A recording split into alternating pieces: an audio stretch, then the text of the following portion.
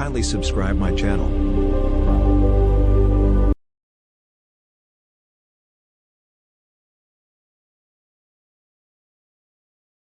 چنانچہ لکھا نے حضرت یوسف علیہ السلام انہوں نے حضرت جبرائیل علیہ السلام سے سوال کیا، کہا کہ مجھے اللہ تبارک و تعالی نے اتنی بڑی آزمائش پہ کیوں ڈالا؟ آخر کون سی خطا ہو گئی تھی، کیا لغزش ہو گئی تھی کہ اتنی طویل ترین ماں باپ سے جدائی، اور پھر دیار غیر کے اندر، اور پھر وہاں غلاموں کی طرح وہاں مصر کے بازار میں فروخت کیا گیا، اور میں نبیوں کی اولاد اور نسل، تو آخر کیا بات ہے، کیا لغزش ہوئی؟ اللہ تبارک و تعالی نے تقدیر کے نوشتے میں کیا لکھ رکھا تھا، میرے ساتھ ایسا ہوا کیوں؟ یہ سوال کیا۔ حضرت جبرائیل علیہ السلام نے فرمایا کہ اصل میں بات یہ ہے، آپ کو یاد ہوگا آپ کی عمر جب تقریباً 8 سال کی عمر تھی یا 9 سال کی عمر تھی، تو آپ آئینہ دیکھ رہے تھے۔ آئینہ آپ نے جب آئینہ دیکھا تو آئینہ دیکھو تو اپنا حسن و جمال آپ کا جب آئینے پہ پڑا ہے تو دوہرا حسن و جمال، ظاہر ہے کہ 8-9 سال کا بچہ کتنا خوبصورت ہوتا ہے، ابھی تو مونچھیں بھی نہیں آئی، داڑھی بھی نہیں آئی، اور 8-9 سال کا بچہ جوانی کے قریب ہے، اور چہرے کے اوپر جو ایسا نور ہے کہ اس کے ماتھے پہ چمکتا ہے۔ اور پھر یوسف علیہ السلام کو تو اللہ تبارک و تعالی نے ایک معجزاتی حسن و جمال عطا کیا تھا۔ کہا کہ آپ نے آئینہ جب دیکھا تو آئینہ دیکھ کے جب آپ نے اپنے حسن و جمال کو دیکھا تو آپ بڑے خوش ہوئے، اور آپ دل میں یہ سوچنے لگے کہ اگر میں کسی کو غلام ہوتا تو مجھ غلام کی کوئی قیمت ادا نہ کر سکتا۔ اگر میں کسی کا غلام ہوتا تو میں اتنا قیمتی غلام ہوتا کہ کوئی میری غلامی کی قیمت ادا نہ کر سکتا۔ یہ آپ نے بات کی، اور یہ عجب کی بات ہے،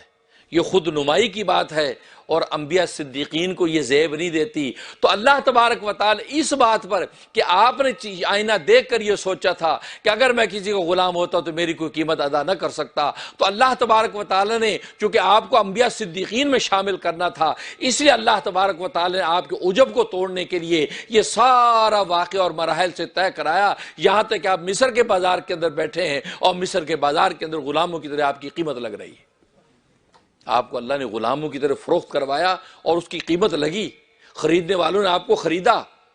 یہاں تک کہ ایک بڑیا جو ہے وہ اون کی گٹی لے کے پہنچ گئی، ایک گٹی اون کی لے کر پہنچ گئی، اس کو کہا بھائی اون کی گٹی سے یہ یوسف کا خریدا جائے گا، یہاں تو تاجروں نے یہاں پر اپنے خزانے کھول رکھے ہیں، یہاں تو وقت کا وزیر اعظم پہنچا ہوا ہے، تیری ایک اون کی گٹی سے کیا ہوگا؟ اس نے کہا مجھے بھی پتا ہے، لیکن میں تو صرف اس لیے آئی ہوں تاکہ میں اس یوسف کے خریداروں میں اپنا نام لکھوا دوں، اور اسی پر اللہ تبارک و تعالی اس بڑھیا کی بخشش کر دیں گے، کیونکہ ظاہر ہے کہ یوسف کے ساتھ محبت، نبی کے ساتھ محبت، جو ہونے والا نبی۔ تو فرمایا کہ اصل میں اس وقت آپ نے جب دیکھا تو دیکھیے حضرت یوسف علیہ السلام فیوچر میں جا کے انبیاء صدیقین میں شامل ہونے والے ہیں،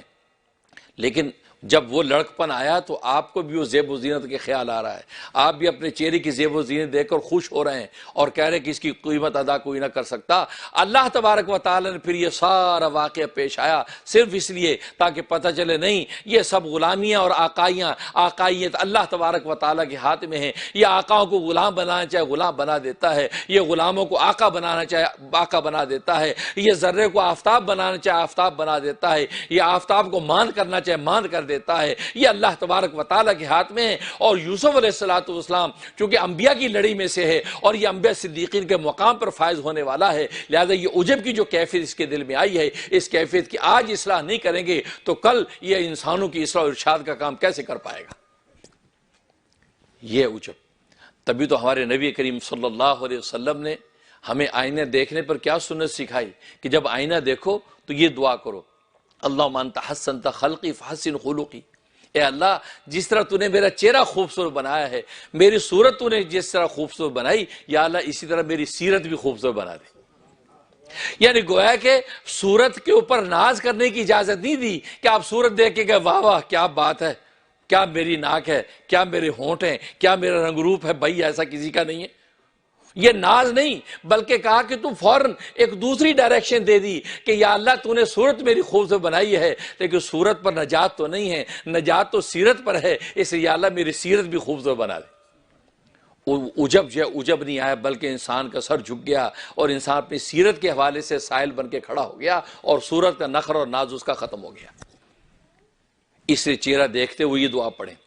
اور اگر عربی کے الفاظ یاد نہیں تو اردو میں ہی کہہ دیں، کیونکہ اللہ تبارک و تعالیٰ ساری زبانوں کو جانتا ہے۔ یہ کہہ دیں یا اللہ جیسے تو نے میری صورت خوبصورت بنائی، یا اللہ اسی طرح میری سیرت بھی خوبصورت کر دے۔